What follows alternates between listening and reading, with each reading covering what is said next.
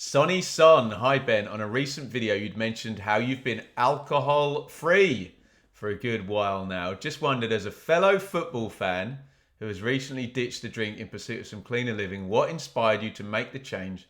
What challenges and successes have you seen? And what's the best advice for sticking at it for the long run? Thanks, Matt. Okay, we're going to go there. So the first thing I'm going to say is, if you're here for the football and you don't want to hear this, that's fine. I get it. You can click off this particular bit or fast forward if you're on the long Q&A stream and not the actual clipped out bit. That's fine. I get it. I knew this question was coming, and I actually asked my missus, should I answer that? Should I talk about that? Because, it's kind of private, but sometimes it's good for you if you actually talk about stuff that is frankly a struggle, if you talk about it with friends and share it rather than keep the struggle private. So I'm going to try, and hopefully I'm going to get supportive comments down there to talk about what has been a bit of a struggle for a lot of years, actually, in terms of booze and alcohol consumption. So let me start this off as well by saying I'm no better than anybody else. I'm not preaching to anybody. I've been asked a question and I'm going to answer it for me and for nobody else other than the guy that's asked the question.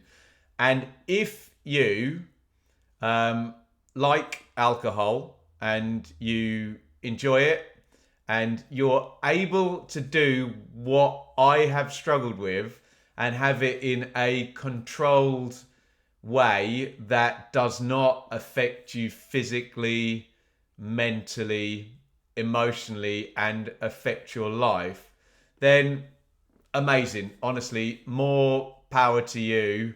The reason I guess I'm here cold turkey is because I haven't really been able to do that as well as other people like my missus, who I'm very envious of, who can have a bottle of wine in the fridge and have a glass, half a glass, and put the thing back. Imagine that. I think people often talk about addictive personalities and whatnot, and I don't know whether it's a bit of a myth or not. I think stuff is addictive. Your phone is addictive. Gambling is addictive. Booze is addictive. Computer games are addictive. People can get addicted to virtually anything, can't they? So I think stuff is addictive, and yeah, I certainly have struggled in a few ways. So it was December the 31st, 2023, and I was on a gig and I was driving, so I wouldn't have been drinking anyway. And I hyped myself up and I said, look, this is it. Clock turns midnight. I'm going to stop drinking for 1 month. And I did the 1 month, January of 2024. And here we are. Someone will tell me the total. It's probably over 500 days later. Is it 18 months? January, February, March, April, May, June. Yeah, 18 months later. And I haven't had a drink. If you want to say congratulations in the comments, you can. If you don't care, fine. As I said, I'm making this answer for the guy who asked the question, and it might help me to talk about it a little. But yeah, I've found it quite tricky over the years, and COVID wasn't good either, where we're all cooped up at home and everyone's a little bit bored, and you turn to whatever vices and comforts that are there. But I'm sure many of you who've been watching for a long time remember seeing me on streams and I've got a beer on the go, or it's literally a bottle of wine on the go, and people are super chatting and I'm charging the glass up every time. And let's just say I've struggled to manage just having one or two and keeping it nice and calm. And of course, that then affects you, physically, doesn't it? You carry a little bit of extra weight, I guess. And those people who've commented that I look a bit slimmer, maybe that's partly because I haven't been boozing for 18 months now. But I suppose on the personality thing as well, I did the first month, and then maybe I am a weirdo and I have got a strange personality. But then once it went past that, it went, well, I'd better not start again, hadn't I? Because that would make the month I'd done not be worth anything, which is nonsense. Why would you punish yourself for doing something good, and like the fact that you don't continue to do that thing that you deem to be good forever, that thing that you did was good isn't good anymore? But hey, that's what this brain is telling me, and blessing or curse, sorry, you tell me. So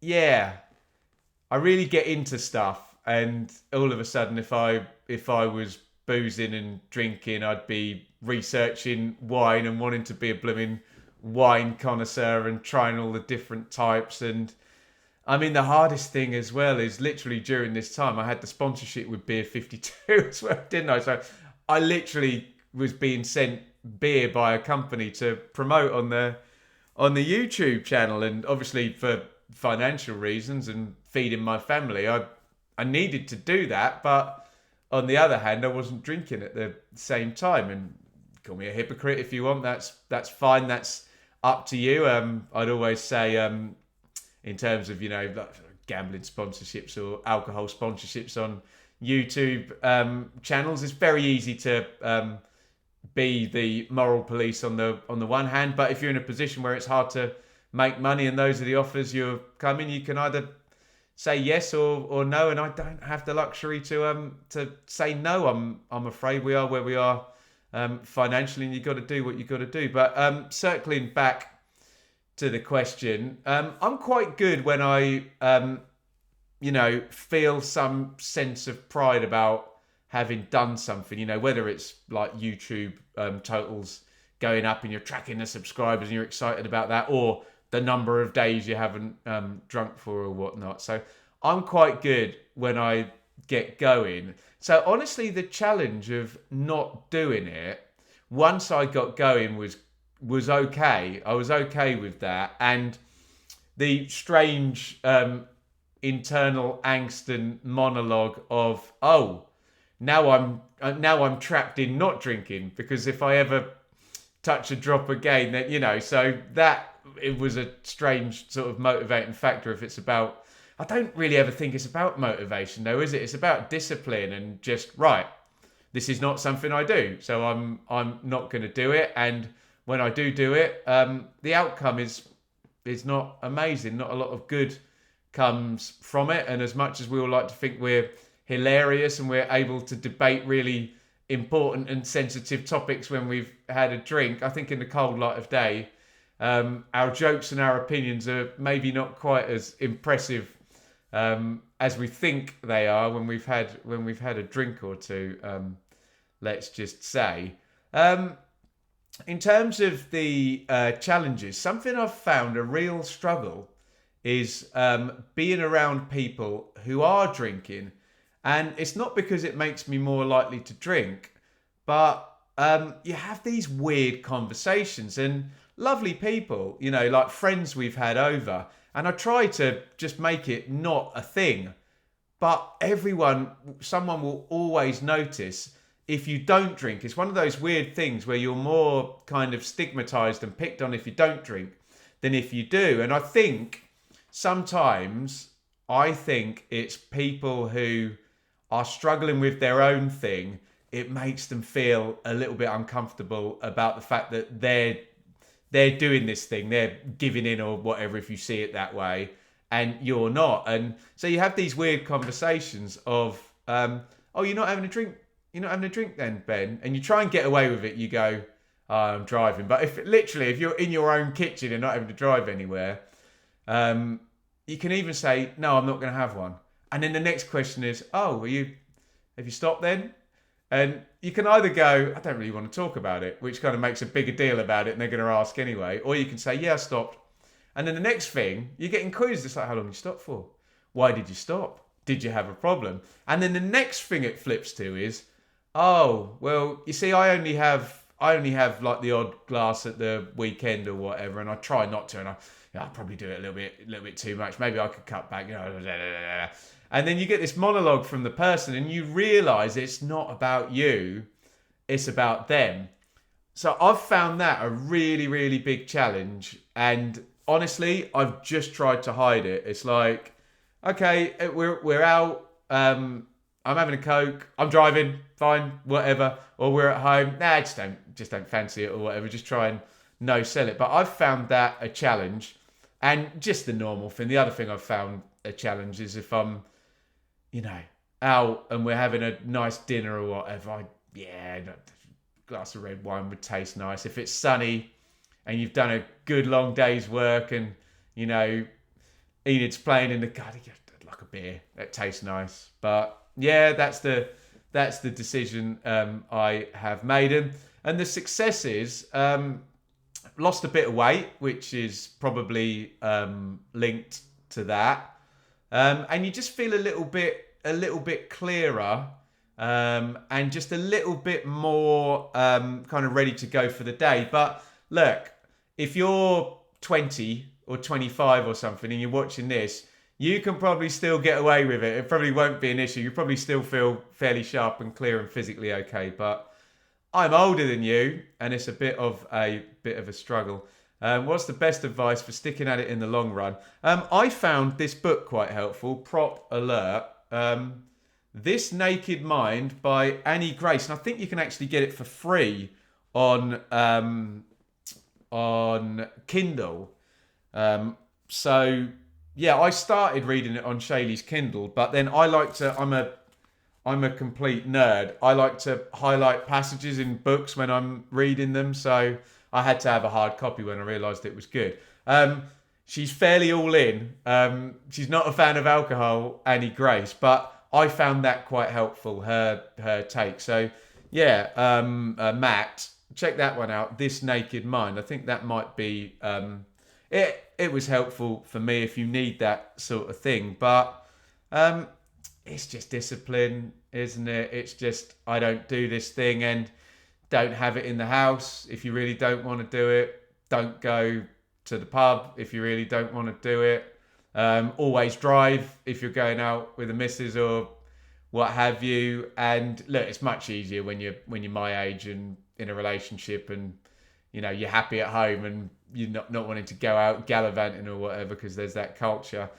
But there is also the culture, he says, as a football fan as well. So that can be tricky. So that is my take on all of it. Again, if that was too much information for you, fine, I get it. And, it's a one-off, and we'll talk about the football. But I was asked. And again, I reiterate, I am not preaching. If you are able to do what I can't, and you don't end up, one drink turns to 2, turns to 3, to 5, to 10, across the week, you're doing it every night, you're doing it on your own, and it's not good, and you're a bit of a dick, and you're unhealthy because of it.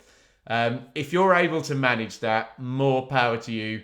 Carry on. I'm not making any judgment. I'm just answering the question about my journey, and that is how it went. Let me know your views in the comments, and let's all keep it calm down there if you are talking. No judgment of anybody. It's tricky, and live and let live. What anybody wants to do with their body and their time is completely up to them. That's my belief. No judgment.